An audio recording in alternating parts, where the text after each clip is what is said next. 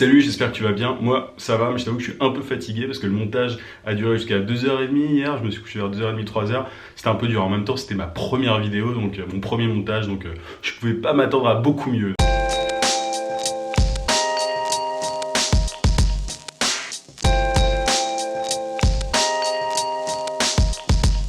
Aujourd'hui, je voulais te parler de freelance, le fait d'être freelance. Comment est-ce qu'on passe d'un statut de salarié à un statut de freelance? Comment devenir auto-entrepreneur? Comme je te le disais hier, c'est mon cas depuis environ 3-4 mois, un truc comme ça. Et voilà, je me porte vachement bien. Donc je voulais partager avec toi mon expérience là-dessus. Il y a vraiment beaucoup d'avantages à être freelance. Je vois pas beaucoup d'inconvénients. Après, ça me regarde. Je suis sûr qu'il y en a qui ne supporteraient pas, qu'ils appellent l'instabilité, etc. Après, la flexibilité, c'est un avantage pour les clients, comme pour moi. Ça m'arrive d'arrêter de travailler avec des clients parce que je gère mon temps comme je veux. La flexibilité, en soi, c'est un avantage. Un autre avantage, c'est aussi évidemment le salaire. C'est simple, depuis que je suis devenu indépendant, freelance, j'ai multiplié par 5 mon salaire. Donc il y a un moment, c'est aussi très rationnel. J'ai plus de temps pour moi et j'ai un meilleur salaire. Je ne vois absolument pas pourquoi je devais rester salarié.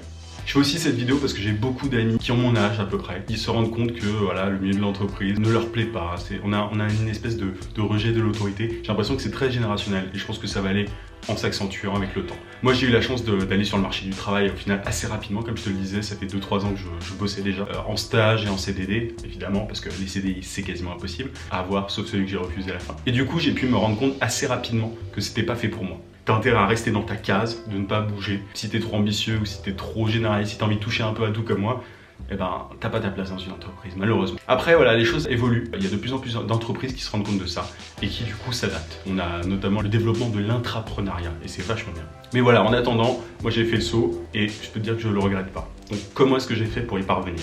Je t'avoue qu'il y a un peu de chance et en même temps, je l'ai provoqué.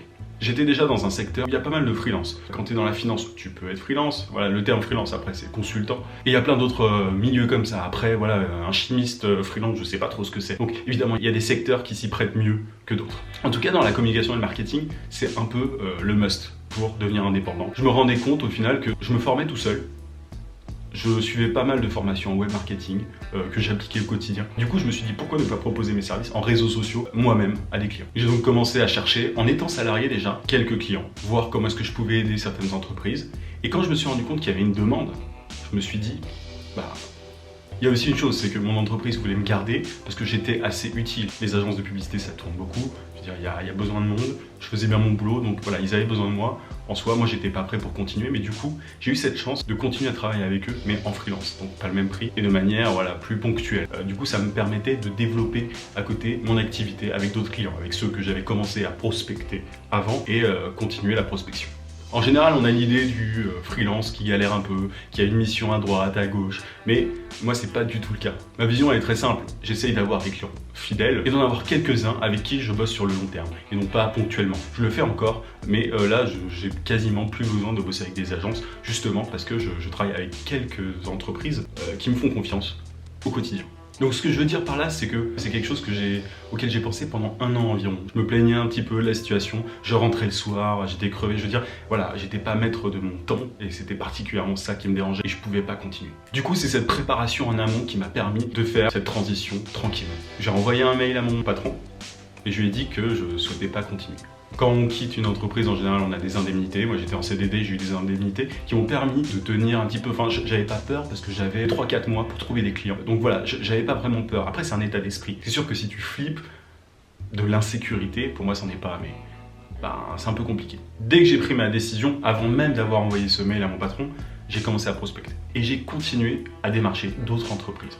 Alors comment, tu vas me dire? C'est très simple. Moi, il y a un truc qui m'a permis de décrocher une grande majorité de mes clients, c'est Twitter. Ça peut paraître étonnant, mais Twitter m'a beaucoup aidé. Twitter, au final, voilà, c'est de moins en moins utilisé, ça devient un nid à robots avec tous ces messages automatisés, mais il y a encore des vrais gens derrière. Et ça permet de contacter un peu n'importe qui, des entreprises, et de voir qui cherche des freelances. Je vois souvent, par exemple, des photographes trouver des clients grâce au hashtag photographe. Pour ça, mon plus gros secret au début, c'était TweetDeck. Je mettrai le lien dans la description. TweetDeck, ça te permet de faire de la veille sur certains hashtags, et voilà, de sauter sur l'occasion dès qu'elle se présente. Donc au début, c'est un peu à l'arrache quoi, tu t'y vas. En fait, voilà, après l'entrepreneuriat, c'est ça, faut oser. C'est pour ça que souvent j'ai une conversation avec des gens qui me disent ouais, freelance, moi je me vois pas trop le faire. Je comprends totalement. Pour le coup, c'est pas fait pour tout le monde. Mais si t'es comme moi et que t'as la bougeotte, que t'as un électron libre, oula, ça, c'est un mail. Mais voilà, en tout cas, si t'es comme moi et que t'as la bougeotte, que t'as un électron libre et que tu supportes pas de rester assis et d'être à la disposition d'un employeur toute la journée, il faut que tu tentes de faire du freelancing ou en tout cas que t'y penses. Il y a énormément de plateformes de freelance. Alors, personnellement, j'y crois pas beaucoup. J'y crois pas beaucoup parce que souvent, les entreprises regardent le prix et elles ne se soucient que de ça. J'ai une certaine expertise et l'idée c'est pas de se brader parce que voilà, quand on parle de freelance qui galère, c'est le cas typique, voilà, c'est oui, je peux baisser mon prix, machin. Non, enfin moi je baisse pas mon prix pour le coup parce que je propose un service d'une certaine qualité. Après, c'est à prendre ou à laisser. Ça m'est arrivé plusieurs fois de dire non à de l'argent simplement parce que je refuse de me brader. Évidemment, je peux me permettre ça parce que je fais de la prospection constamment et que je suis pas en galère. En plus de Twitter et de la prospection, après il y a les mails. Personnellement, je crois pas avoir eu de cas où j'ai décroché un client grâce au mailing. Je me trompe peut-être, ça arrivera sûrement parce que je le fais, mais c'est rarement le cas. Mais il y a une chose, il y a un secret, le bouche à oreille. J'y croyais pas trop au début, mais c'est vrai que je le lisais partout. Je lisais pas mal le fait que voilà, si tu contentes un client, il va parler de toi à quelqu'un d'autre, c'est vrai. Ça m'est arrivé plusieurs fois. Un des gros clients que j'ai actuellement, c'est simplement quelqu'un qui m'a recommandé parce que j'avais bien travaillé pour lui, sans compter mes heures, etc. Au début, c'est toujours le plus compliqué. C'est comme là, je suis en train de faire ma chaîne YouTube. Il y a quasiment personne qui regarde cette vidéo. C'est pas grave, on s'accroche et il faut continuer. Les choses se font pas ultra facilement. Au début, voilà, moi j'ai bossé pour un client que j'ai trouvé sur Twitter. Ensuite, j'ai fait la mission en ne comptant pas mes heures. Et ce client a parlé de moi à quelqu'un. Et depuis, régulièrement, je travaille pour lui. Et c'est un de mes plus gros clients. Et l'idée, c'est que ce client peut m'apporter d'autres clients. En fait, voilà, c'est le début. Il faut mettre le pied à l'étrier. Il faut vraiment faire ce grand saut. Et ensuite, ça arrive. Ça arrive pas tout seul. Il faut s'y mettre. Mais une fois qu'on a compris un peu la mécanique, qu'on travaille bien avec les premiers clients qu'on arrive à avoir, tout roule. Donc au final, c'est un peu le réseau. Certains vont avoir dans leur entourage des clients potentiels, il faut leur parler. D'autres, non, comme moi au début. Et bien on cherche, on va sur Twitter, on envoie des mails, etc. Donc le réseau est 10 fois plus puissant que tout le reste. Il y a un truc assez drôle, c'est que juste en face de chez moi, il y a une grosse agence de publicité. Je vois tous les jours les employés aller fumer des clopes dehors, etc. Et vraiment, ça me donne pas envie, quoi. Je regrette rien du tout. Je suis en train de te parler là de comment trouver des clients parce que c'est la question la plus compliquée en général. Toute la paperasse, l'URSSAF, etc. Au final, c'est très simple. Donc là, je ne vais pas te faire un tuto de comment se renseigner en tant qu'entrepreneur sur le site de l'URSSAF. On s'en fout, c'est très rapide. Je suis une catastrophe en paperasse et je me débrouille. Je vais récapituler. Tu commences à chercher des clients bien avant de quitter ton emploi. Ensuite, une fois que tu es au stade de voilà, tu gagnes de l'argent déjà suffisamment, bon, peut-être pas entièrement un salaire encore, mais suffisamment que tu as peut-être un client régulier, là tu fais le saut et tu quittes ton emploi. Une fois que tu as ça, tu as tout le temps de prospecter. Donc Twitter, TweetDeck, des mails et le bouche à oreille. Ce qui est assez drôle, c'est que souvent les gens veulent devenir freelance, voilà, parce que c'est pas évident de trouver un emploi, etc.